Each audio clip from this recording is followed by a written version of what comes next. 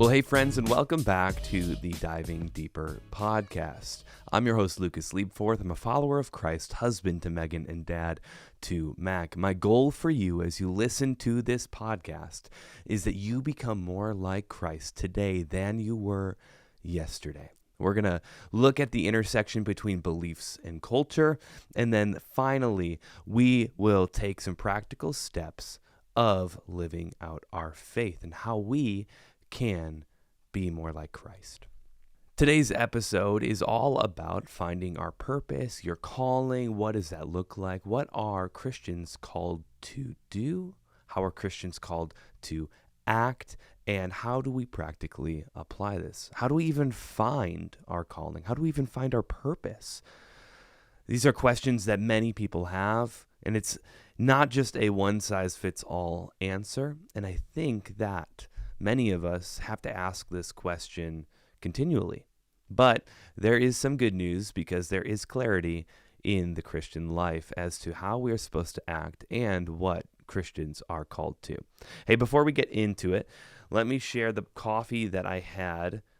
This is Bean and Bean. This is the Coffee Roasters. It's Rio Nights. It's a medium dark roast. The tasting notes here are chocolate, raisin, toasted nuts. You tend to get those more rich flavors when you go to a medium or a darker roast. What's cool about this is the quality control or the quality grader. It's a mom and daughter that do that. They're out of New York since 2008. Great cup of coffee.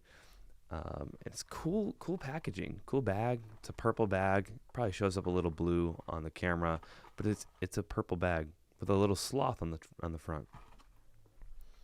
Well, hey, with our podcast being on our purpose and calling, I figured it might be appropriate.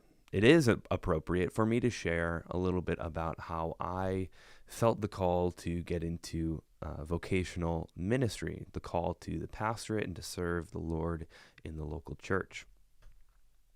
And let me just give some background because some of you know me really well and some of you don't know much of my story at all.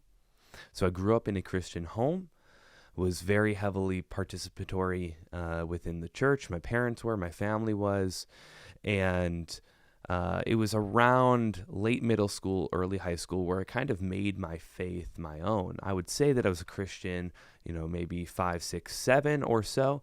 But then really, instead of making it that mere reflection of my parents' faith, I made it my own in those years that I said.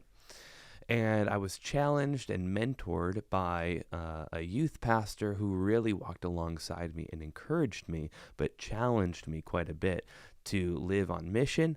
But ultimately, if I'm going to go into ministry, I need to be 110% in it for the right reason, not for any selfish gain, but for God. Something I knew that I wanted to help people. I knew that I wanted to help people in some way or another, in some fashion. And so there was a time where I wanted to be a cop. There was a time where I wanted to go into the medical field.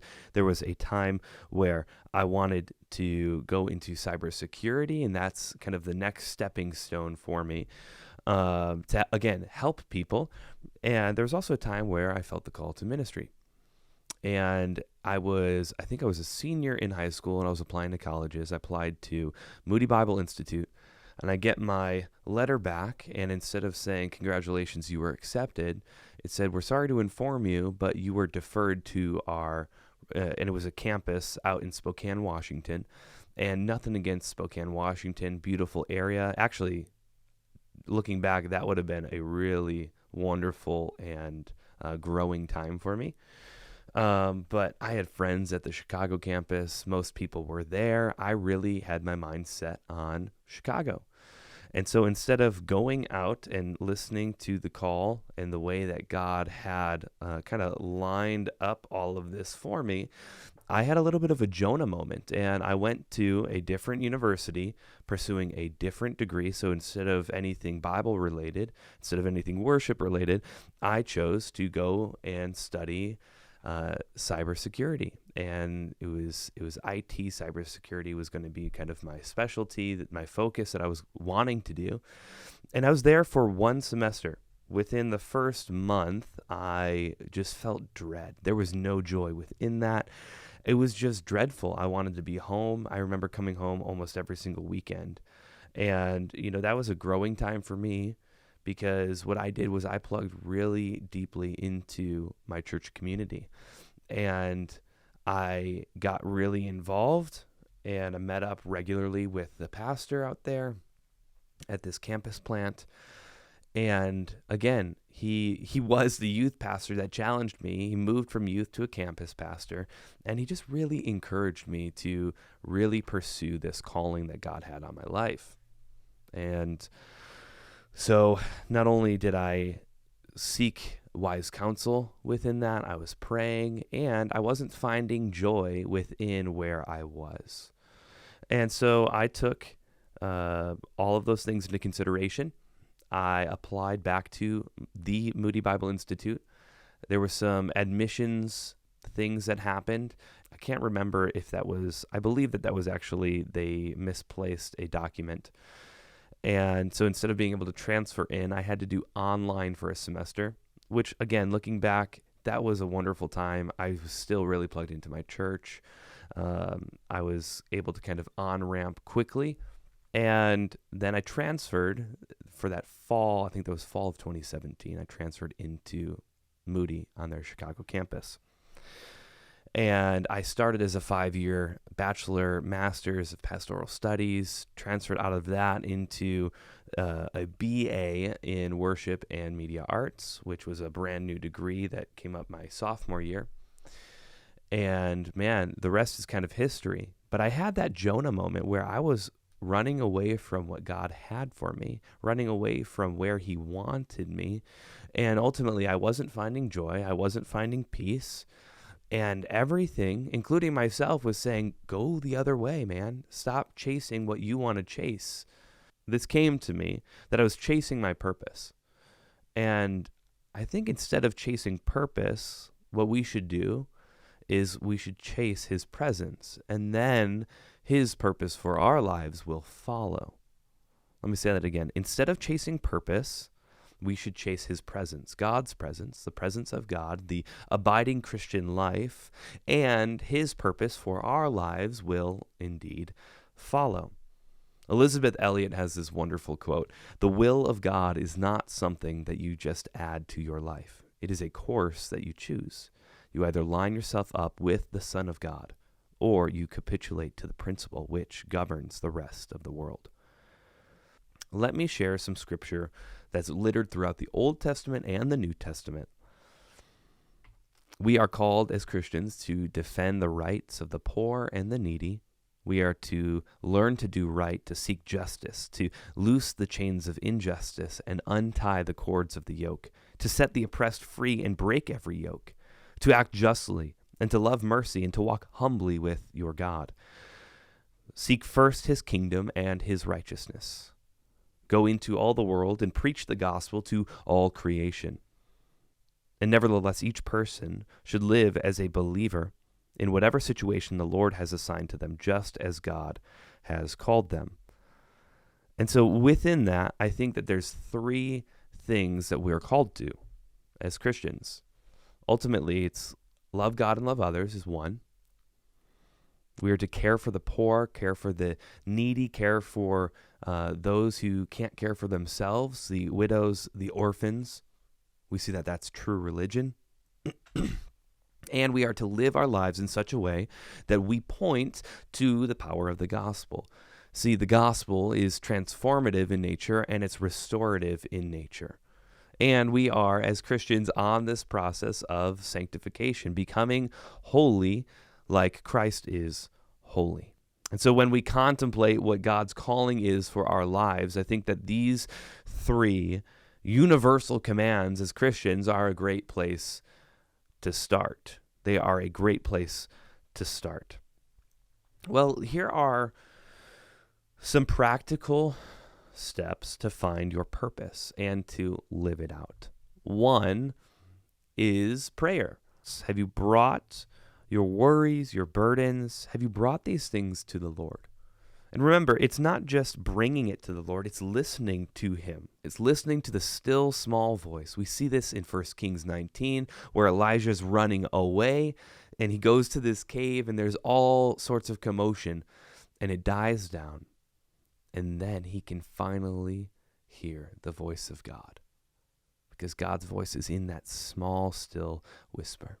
We need to be attentive to how he's talking to us. We need to slow down, and we need to be mindful of that. We need to stop living our lives with so much distraction where we can't even if he were to verbally talk to us, even if he were to give us this burning bush moment, this burning bush of, hey, here's your purpose, man, is right here.